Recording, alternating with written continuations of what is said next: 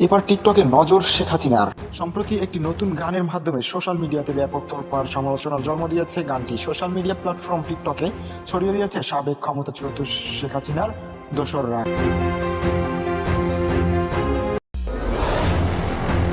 বিভিন্ন মাধ্যমের সূত্রে পাওয়া খবরে জানা যায়, গানটি রচনা করেছেন বরগুনা জেলার তালতলী উপজেলার সাবেক যুবলীগ সভাপতি, যিনি শেখ হাসিনাকে নিয়ে গান রচনা করেছে এবং সেটি তিনি ফোনে শেয়ার করেছে ক্ষমতাচ্যুত শেখ হাসিনাকে তা শোনানোর পর টিকটকে ছড়িয়ে দেওয়ার কথা জানা যায়। গানটি ফাঁস হওয়া ফোন কলের মাধ্যমে ভাইরাল হয়েছে। গানটি প্রকাশের পর সোশ্যাল মিডিয়ায় ব্যাপক প্রতিক্রিয়া দেখা গেছে।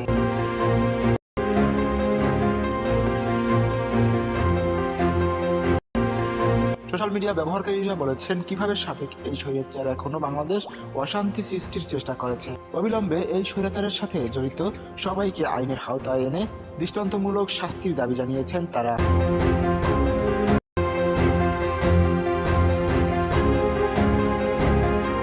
উল্লেখ্য, ফাঁস হওয়া এই রেকর্ডটি সাবেক ক্ষমতাচ্যুত শেখ হাসিনার কিনা এখনো ফ্যাক্ট চেক রিউমার স্ক্যানার এ বিষয়ে কিছু জানায়নি এখনো।